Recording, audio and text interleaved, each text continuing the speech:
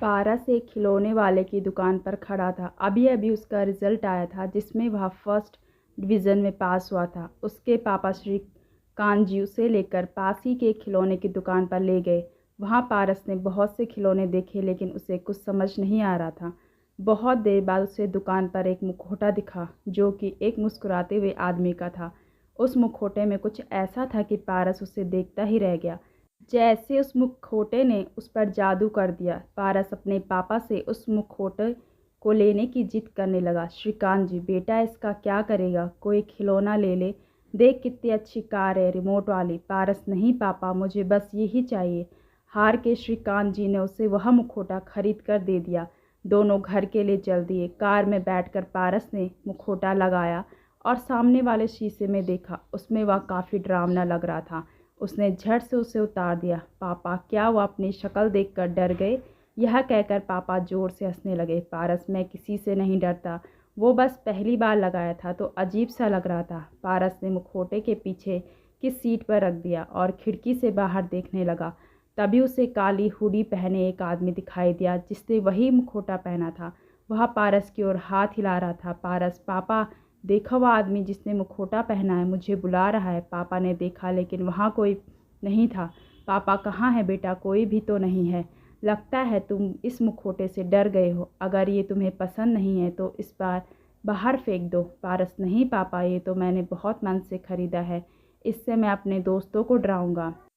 इसी तरह बातें करते करते दोनों घर आ जाते हैं। घर पर पारस की मम्मी तनुजा के पूछने पर पारस उन्हें मुखौटा दिखाता है। तनुजा, बेटा ये क्यों ले आए? इससे लोग डरेंगे। पारस, दोस्तों को डराने के लिए लाया हूँ मम्मी। कुछ देर बाद पारस अपने दोस्तों के साथ खेलने चला जाता है।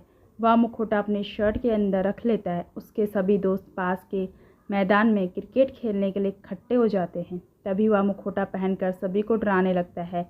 उसके सभी दोस्त इधर उधर भागने लगते हैं। पारस को बहुत मज़ा आता है। तभी वह देखता है कि मैदान के किनारे वह आदमी खड़ा होता है मुखौटा लगाए। पारस डर जाता है। वह जल्दी से मुखौटा उतारकर घर की ओर चल देता है। वह आदमी पारस के पीछे पीछे चलने लगता है।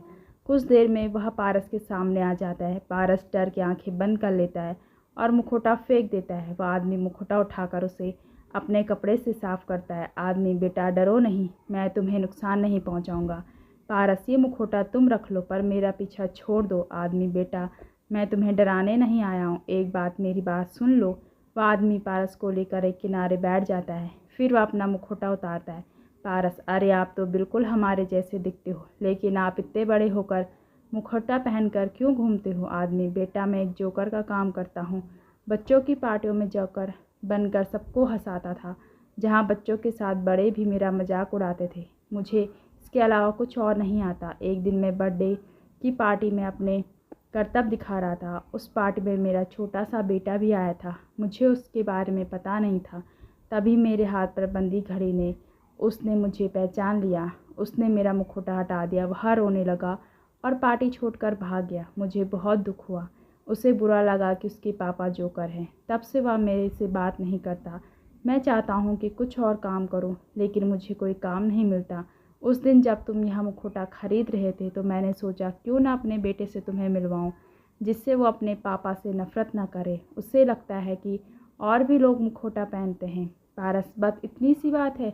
अंकल, यही पास ही में मेरा घर है। आप अपने बेटे को लेकर मेरे घर आ जाइए, मैं उसे अच्छे से समझा दूंगा, लेकिन तब तक यह मुखौटा मत पहनिए। आदमी, बेटा तुम नहीं जानते तुमने मेरा कितना बड़ा बोझ हल्का कर दिया है। तुम चलो, मैं आता हूँ। पारस घर आ जाता है। वह घर आकर अपने मम्मी पापा को सारी बात बताता है। कुछ देर में वह आदमी अपने बेटे सूरज को लेकर आ जाता है। पारस, सूरज तुम अपने पापा से गुस्सा क्यों हो? सूरज, भला किसी के पापा जोकर होते हैं? मेरे पापा ने मेरे दोस्तों के सामने इंसल्ट कर दी। श्रीकांत, बेटा कोई काम बड़ा या छोटा नहीं होता। वैसे भी तुम्हारे पापा ये सारा काम मुखौटा लगा के करते हैं, इसलिए चिंता करने की कोई ज़रूरत नहीं है।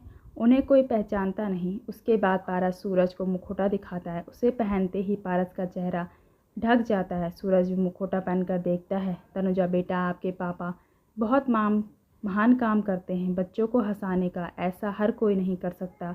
फिर भी अगर तुम्हें यह सब पसंद नहीं है तो तुम्हें उन्हें समय देना होगा। उसके लिए उन्हें कोई काम सीखना होगा। जिसमें समय लगेगा, लेकिन अगर तुम उनसे गुस्सा रहोगे तो उन्हें बुरा लगेगा।